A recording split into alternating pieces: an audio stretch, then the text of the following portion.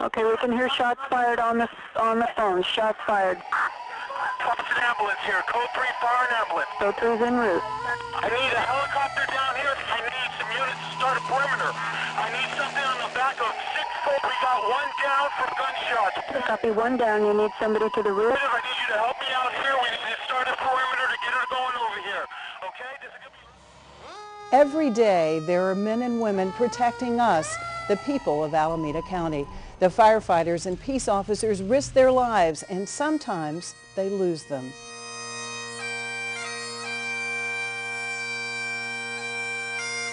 Hello, I'm Julie Hayner from KTVU Channel 2 News. On March 21st, 2009, 4 Oakland police officers were shot and killed on the streets of Oakland while protecting the community. These fallen heroes are Sergeant Mark Dunnican, Officer John Heggie, Sergeant Daniel Sakai, and Sergeant Irvin Romans. These men weren't only police officers, they were baseball and soccer coaches, community and PTA members, teachers and athletes. You name it, they did it. They volunteered to help children while off duty, and all of them would have done anything to help a neighbor or even a perfect stranger. Today, this memorial was unveiled for the first time and dedicated in front of more than 100 family members. It carries the names of all of the Alameda County peace officers and firefighters that have died in the line of duty since 1973. The memorial wall is tucked behind the headstones at the Lone Tree Cemetery in Hayward. Officer David Branhan, Oakland Police Department. Behind these 35 names are 35 different stories. The nonprofit is made up of community members who provide lifelong financial and emotional support to the families of fallen officers and firefighters. My husband was killed in a very odd situation, which ended up with 3 people and a dog dying. It was very sad. It was very pointless. There was a young man who had a pit bull who had gotten out and bitten a neighbor. And animal control came to take the dog in for testing, and this young man didn't want them to take the dog. So animal control called for backup, which my husband was the first one on the scene. And this young man got a shotgun and started shooting because he didn't want anybody to take his dog. And then all the guns came out. And he hit my husband. He was killed. His father in a wheelchair was killed. And his dog was killed. All for nothing as far as I'm concerned. Upon walking to the door and looking out of the peephole, I saw blue uniforms, and I assumed they were officers from our city of Pinole. And upon further questioning, they told me they were from Oakland, and at that point, I could barely open the door. So when I did, they came in and told me that he'd been involved in a shooting, and they were there to take me to Highland Hospital to see him. And at that point, they didn't know anything. There was no information available other than he had been shot while trying to retrieve a weapon on Highway 80. He was involved in a high-speed car chase, and one of the suspects had thrown a rifle onto the highway, and he happened to be the officer to see it. So he and his partner stopped on the highway, and as he got out to retrieve the weapon, he was shot by a sniper from an overpass. These heroes leave behind families, people who love them, parents, spouses, children, brothers, sisters, and sometimes the families need more than the emotional support we all owe them. That's where you can help.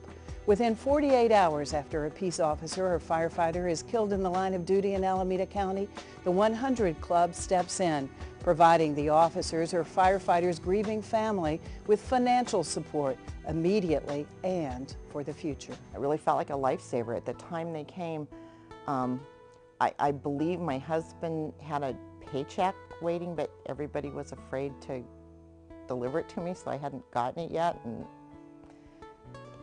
they showed up at my door with a check that helped us get through until benefits started coming in. When the officers from the 100 Club contacted me, I just felt overwhelming gratitude. And I was so numb, and just there was so much going on, and just that someone would take the time and think that I was important enough to come and, provide assistance for my son and I and our family. Alameda County's 100 Club was started in 1974 after two Oakland police officers, David Brannon and David Marks, were killed in the line of duty, shot to death during a struggle at an Oakland junior high school. Land developer Martin C. Kaufman wanted to help those officers' families, so he gave them each $1,000 to help with burial expenses.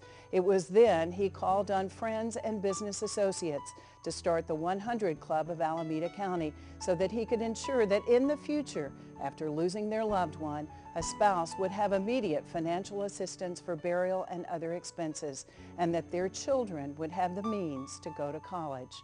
Since then, the 100 Club of Alameda County has helped dozens of families of firefighters and peace officers who have made the ultimate sacrifice.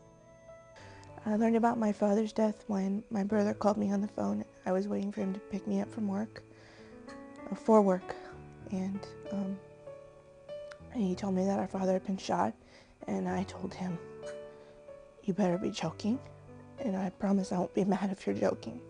And he told me he wasn't joking and that he had been killed. What I miss most about my father is the little things that people take for granted, like the sound of a voice or our love of Disneyland, which is something that I try to keep alive with my own family. I miss he always had an answer for everything. I could ask him anything. Education was a huge thing for my father, and when he passed away, I didn't think I was going to be able to get an education.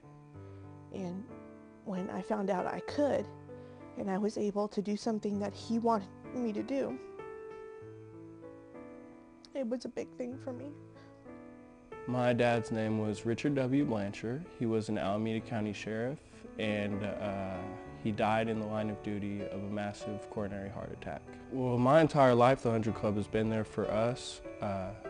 They've been there in every way possible. Anytime we needed anything, they've been there to stand behind us and to give us the support that me and my mother have needed growing up without a father. The 100 Club made it possible for me to go to college. I doubt that without the 100 Club that I'd even be going to college right now. I'd probably be having a job and working and trying to support myself.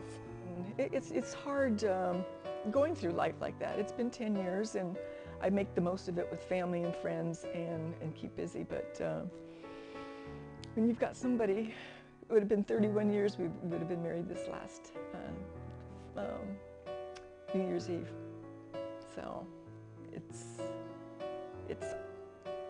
a change in life that someone doesn't need to go through at an early age, and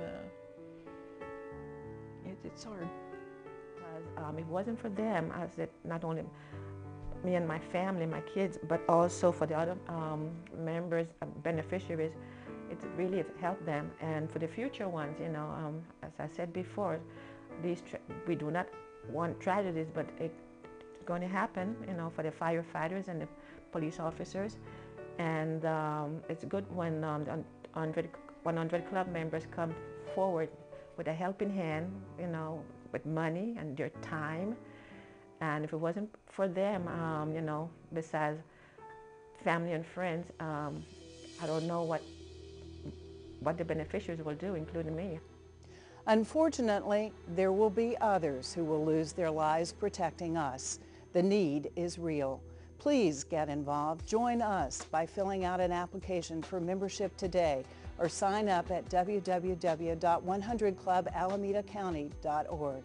Thank you. Thank you, Alameda County 100 Club. You saved my life.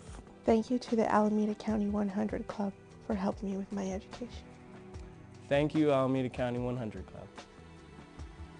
I would like to say, as a beneficiary from the 100 Club, I would like to impart to the community and the business community itself the importance of this organization and the financial support that is provided to those who are left behind when our loved ones are killed in the line of duty. Thank you, 100 Club, for being there for us from January 10th until now and until the future. Thank you.